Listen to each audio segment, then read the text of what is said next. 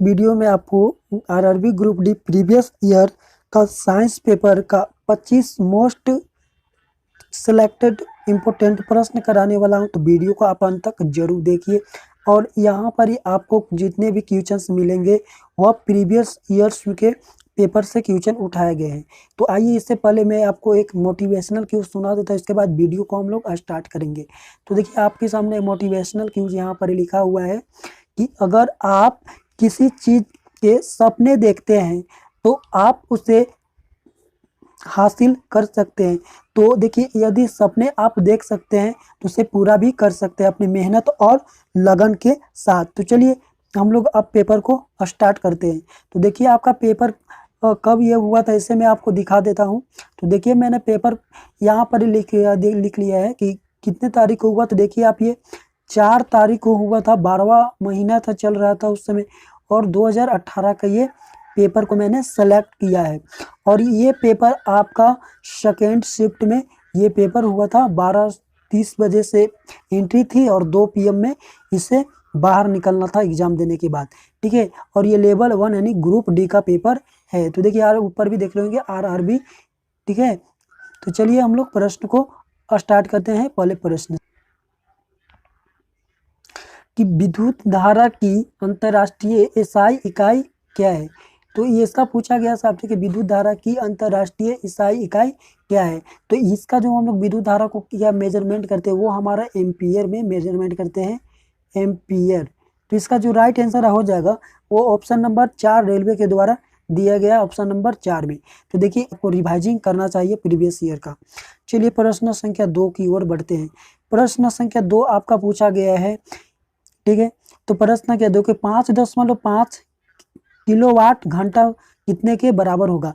तो देखिए, मैं आपको सॉल्व करा देता हूँ। देखिए, आपको पता होना चाहिए कि 1 किलोवाट घंटा, 1 किलोवाट घंटा आपका 3.6 इंटू 10 का पावर 6 जूल के बराबर होता है। आपसे पूछा गया है कितना, 5.5 वाट घंटा का पूछा गया है। तो देखिए, 1 किलोवाट घंटा में 3.6 है, तो 5.56 में क्या कर देंगे, हम मल्टीप्लाई कर देंगे। तो 3.6 इंटू 5.5 में मल्टीप्लाई कर दीजिए, इंटू 10 का पावर 6 ले लीजिए। इसको सॉल्व करिएगा तो आपका आ जाएगा 19.80 इंटू 10 का पावर 6, और यह मात्रक होता है कार्य का किलो जूल में, ठीक है। तो आपका राइट आंसर हो जाएगा इतना। तो आपका जो ऑप्शन नंबर बी हो जाएगा राइट आंसर। तो चलिए प्रश्न संख्या 3 की ओर बढ़ते हैं। तो प्रश्न संख्या 3 में आपके पूछा गया है कि गति का दूसरा समीकरण इसकी स्थिति और के बीच संबंध, डॉट के बीच संबंध दर्शाता है। तो आपको यहाँ बताना है कि गति का जो सेकेंड रूल होता है, क्या होता है सेकेंड रूल, तो आपको पता होगा कि S equal to 1/ut plus 1/at square, ये होता है आपका गति का सेकेंड इक्वेशन। तो देखिए, आपको याद कर से रखना है। तो एस से आपको क्या रखना है, तो एस यानी एस से क्या होता है आपका डिस्प्लेसमेंट होता है। डिस्प्लेसमेंट किसको, स्थिति को दर्शाता है, ठीक है। तो यहाँ से स्थिति, और लास्ट में देखिए आपका क्या है, टी फॉर टाइम। तो आपको यहाँ देखिए कॉन्सेप्ट क्या ध्यान में रखना है कि एस तो आपका दर्शाता है क्या आपको, तो एस आपका दर्शाता है स्थिति को दर्शाती है, ठीक है, डिस्प्लेसमेंट, और टी से टाइम। तो ये देखिए, ये आपको यहाँ से कॉन्सेप्ट ध्यान में रखिए कि कैसा टाइम और वे स्थिति के बीच संबंध दर्शाता है। तो उसका राइट आंसर हो जाएगा ऑप्शन नंबर बी। आइए प्रश्न संख्या अगला हल करते हैं। तो प्रश्न संख्या आप अगले नेक्स्ट को देख रहे होंगे कि धनात्मक त्वरण का अर्थ होता है। देखिए, यदि पॉजिटिव त्वरण हमें प्राप्त होता है तो इसका मतलब हमें प्राप्त होता है कि जो वस्तु की गति है वह बढ़ती हुई त्वरण से क्या हो रही है, त्वरित होती है। तो प्लस त्वरण का अर्थ यही होता है कि वस्तु का वेग में बढ़ा जाता है। तो इसका राइट आंसर हो जाएगा ऑप्शन नंबर आपका 4 हो जाएगा। पूछा गया है कि केरोसिन में निम्नलिखित में से कौन सी धातु संग्रहित होती है। यानी आपसे प्रश्न पूछा जा रहा है कि ऐसी कौन सी धातु है जिसे हम मिट्टी के तेल यानी केरोसिन तेल में डुबाकर रखते हैं। तो आपको यहाँ पर याद रखना है कि आपके एक तो हो जाएगा आपका सोडियम, ठीक है, और दूसरा होता है पोटेशियम। तो चलिए ऑप्शन में क्या दिया है सो हम देख लेते हैं। तो देखिए, आपका ऑप्शन ए में ही दे दिया है, पोटेशियम दे दिया है, ठीक है, और एक दे दिया है सोडियम, यानी तो आपका राइट आंसर ए ही हो जाएगा। तो ये आप याद, और ये दोनों तत्व आपके पीरियोडिक टेबल यानी आवर्त सारणी के फर्स्ट ग्रुप में शामिल होते हैं। चलिए प्रश्न संख्या अगला हल करते हैं। तो देखिए आपसे पूछा गया यहाँ पर ही कि सल्फर डाइऑक्साइड SO2 का अपेक्षिक आणविक द्रव्यमान क्या होगा। तो देखिए हमने पहले जितने भी इस यौगिक में तत्व आपके शामिल हैं उनके आपको परमाणु द्रव्यमान पता होना चाहिए। देखिए तो SO2 आपको पता है, ठीक है। एस यानी सल्फर के कितने परमाणु, एक परमाणु का द्रव्यमान कितना होता है 32, प्लस करेंगे ऑक्सीजन के कितने परमाणु है 2, और ऑक्सीजन के एक परमाणु का द्रव्यमान होता है 16। अब सॉल्व कर दीजिए तो 32 से कम 32, 16 दूनी आपका हो गया 32, 32 कितना होता है आपका 64, और इसका जो यूनिट हम लोग लगा देते हैं U, ठीक है। तो इसका राइट आंसर हो जाएगा 64 AMU, ठीक है। तो चलिए आगे प्रश्न आ गया है के प्रजनन संबंधी भाग फूल में स्थित होते, यानी जैसे दोस्तों मैं एक आपका एग्जांपल देकर समझा देता हूँ। जैसे आपके पास एक पौधा है, ठीक है, हाइड्रा का पौधा है, इस तरह से हाइड्रा होता है ये पौधा आपका, ठीक है, इस तरह पौधा। तो इसमें क्या होता है कि हाइड्रा जब बढ़ते बढ़ते होता है तो इससे टूट के जो गिरता है इधर, तो अलग एक और पौधा का निर्माण हो जाता है, अलग एक पौधा बना लेता है हाइड्रा। तो इसी को हम लोग बोलते हैं प्रजनन, इसी को बोला जाता है। तो यहाँ पर पूछा जा रहा है कि किस में होता है, तो टेरिडोफाइटा, थेलोफाइटा, एंजियोस्पर्म, ब्रायोफाइटा। तो ये किस में होते हैं दोस्तों, तो एंजियोस्पर्म में होते हैं। तो चलिए इसका राइट आंसर हो जाएगा आपका ऑप्शन नंबर 3। प्रश्न से संबंधित प्रश्न है, तो देखिए आप, तो आपका प्रश्न है अगला कि धरती से टकराने के तुरंत पहले यदि 2 kg द्रव्यमान की वस्तु की गतिज ऊर्जा 400 जूल है, इसे किस ऊंचाई से गिराया गया था। तो देखिए यहाँ पर ही पूछा जाए, देखिए 2 kg द्रव्यमान की वस्तु के, ठीक है, धरती से टकराने के, जैसे वस्तु को वहां से ऊपर से गिराया गया, ठीक है, तो धरती की जब ऊपर से गिराया गया तो टकराने के पहले जो इसकी गति से यानी काइनेटिक एनर्जी आपका दे दिया था 400 जूल, ठीक है दोस्तों। और ये किस ऊंचाई से टकराए, ये हमें ऊंचाई यहाँ पर ही निकालना है। तो यहाँ पर ही जब दोस्तों वस्तु को गिराया जा रहा होगा, तो जब ये वस्तु यहाँ धीरे धीरे आ रही होगी, जब यहाँ ये वस्तु पहुंच गई होगी, तो जो गतिज ऊर्जा है आपका वो किस में बदल गया होगा दोस्तों आपका, तो ये पोटेंशियल एनर्जी में यानी स्थितिज ऊर्जा में P में बदल गया होगा, ठीक है। तो पोटेंशियल एनर्जी अब आपका गतिज ऊर्जा किस में बदल गया, पोटेंशियल एनर्जी में। तो आपका 400 यहाँ पर आप समझिए कि आपका स्थितिज ऊर्जा हो गया। तो स्थितिज ऊर्जा क्या होता है, तो यहाँ पर देखिए गतिज ऊर्जा आपका स्थितिज में बदल गया और वही हो गया आपका 400 जूल, ठीक है। अब पोटेंशियल एनर्जी क्या होता है, यानी गति स्थितिज ऊर्जा, तो mgh होता है आपका, और ये बराबर 400 दिया हुआ है जूल, ठीक है। m यहाँ कितना दिया हुआ है 2 kg दिया है। g कितना लेना है दोस्तों, यहाँ देखिए आप 10 मीटर प्रति सेकंड। h आपसे पूछ रखा है, h यहाँ से निकाल दीजिए, बराबर 400 जूल, काट दीजिए। तो 0 से 0 2 से काटिएगा तो 20 दूना के 40, तो आपका जो ऊंचाई निकल के यहाँ से आ जाएगा 20 मीटर। चलिए अगले प्रश्न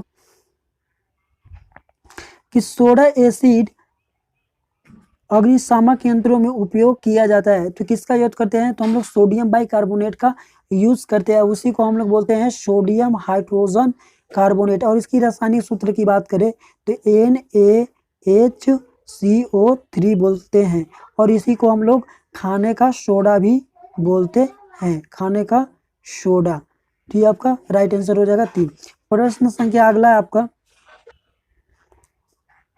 शुक्राणु अस्थायी रूप से रखे जाते हैं डैश में अस्थायी रूप से रखे जाते हैं। तो यहाँ जो शुक्राणु होता है वो कहाँ पर ही अस्थायी रूप से रखे जाते हैं, अस्थायी रूप से, तो वो अधिवृषण में रखे जाते हैं, ठीक है दोस्तों। तो इसका राइट आंसर हो जाएगा ए। पूछा गया है ये पीरियोडिक टेबल से आपका कि निम्नलिखित में से कौन सी एक क्षारीय पार्थिव धातु नहीं है, ठीक है दोस्तों। देखिए आपको पीरियोडिक टेबल पता होना चाहिए कि पीरियोडिक टेबल हमारे पास इस तरह से दिया गया है, ठीक है दोस्तों, इस तरह से पीरियोडिक टेबल हमारे पास है। तो ये जो फर्स्ट ग्रुप यहाँ पर ग्रुप 1 ग्रुप 2 इस तरह से हमारे पास 18 ग्रुप होते हैं। तो ग्रुप 1 में यदि हम लोग बात करें ग्रुप 1 को, तो ग्रुप 1 को हम क्षारीय मृदा धातु बोलते हैं, ठीक है। और ग्रुप 2 की बात करें तो ये क्षार धातु होते हैं, ठीक है। ग्रुप 2 क्या होता है आपका, क्षार धातु होते हैं। तो यहाँ पूछा जा रहा है कि निम्नलिखित में से कौन क्षार धातु नहीं होता है। तो दूसरे ग्रुप के अगर याद रखने का आपको ट्रिक पता होगा तो आप आंसर कर लेंगे। तो इसका ट्रिक होता है, दूसरे ग्रुप से हमको लेना देना है कि बेटा मांगे कार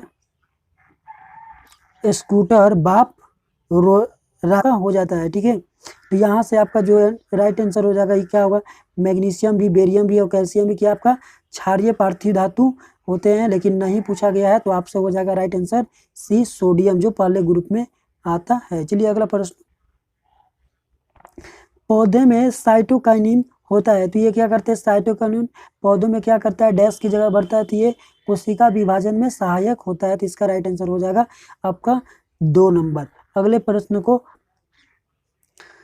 निम्नलिखित में कौन सा क्षार का गुण नहीं है, ठीक है। तो क्षार का गुण आपका पूछा जा रहा है, ठीक है।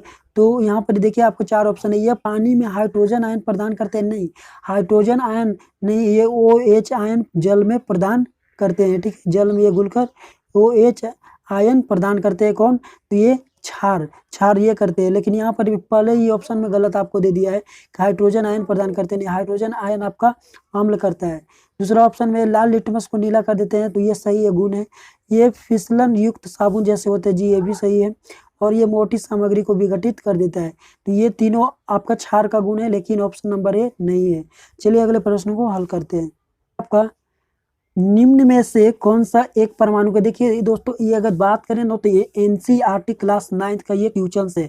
तो देखिए हमारे पास जिनकी परमाणु, अगर परमाणु जिनके पास एक होता है, ठीक है, जिनके पास परमाणु एक होता है, ठीक है, जैसे आपका ए आर्गन हो गया, ठीक है, आर्गन को हम लोग सिंपल में लिखते हैं, तो ये क्या है आपका एक परमाणु होता है, ठीक है, एक परमाणु। अगर यहाँ पर हाइड्रोजन की बात करें, तो हाइड्रोजन को हम H2 लिखे, इसके पास 2 परमाणु, इसलिए इसे द्विपरमाणु बोला जाता है। और गंधक की बात करें तो गंधक आपका नहीं सल्फर होता है, S8 होता है, इसे बहु परमाणु माना जाता है, इसे बहु परमाणु आपका माना जाता है। ऑक्सीजन भी क्या आपका O2 होता है, O2, तो इसे भी हम द्विपरमाणु मानते हैं इन दोनों को, और ये एक परमाणु है, तो यहाँ पूछा कौन एक परमाणु है, तो आपका आर्गन होगा, और आर्गन आपकी आवर्त सारणी में ग्रुप संख्या 18 में है, ठीक है, और इसे हम अक्रिय गैस के नाम इसे। निम्न में से कौन सी मात्रा चाल के साथ इसकी गति निर्दिष्ट रहती है, तो देखिए चाल के साथ आपकी जो निर्दिष्ट रहती है वो हमारा क्या होता है, वेग भी क्या होता है, निर्दिष्ट रहता है, नहीं बदलता है, तो आपका जो राइट आंसर हो जाएगा ऑप्शन नंबर 3। चलिए अगले प्रश्न को हल करते हैं। प्रश्न संख्या अगला आपका ध्वनि के यहाँ गुण पूछा जा रहा है कि निम्नलिखित में कौन सा ध्वनि तरंग की विशेषता नहीं है, तो देखिए धीरे धीरे की विशेषता की बात करें तो इसमें आयाम होता है जी, समय और आवृत्ति इसमें होता है, ठीक है दोस्तों, ये भी होता है, गति भी होती है, ठीक है दोस्तों। ध्वनि की गति पता होना चाहिए कि 332 मीटर पर सेकेंड होता है, ठीक है, और ये माध्यम पर डिपेंड करती है, तो इसका जो घनत्व पर कोई डिपेंड नहीं करता है दोस्तों, ठीक है, तो इसका राइट आंसर हो जाएगा ऑप्शन नंबर 3। चलिए अगले प्रश्न, कि जब आप एक कॉइल स्प्रिंग को कंप्रेस करते हैं तो आप उस पर काम करते हैं, तो प्रत्यस्थ स्थिर ऊर्जा क्या होता है आपका, तो इसकी जो प्रत्यस्थ स्थिर ऊर्जा होती है क्या होती है आपकी, बढ़ती है, तो इसका राइट आंसर हो जाएगा ऑप्शन नंबर आपका 4 नंबर।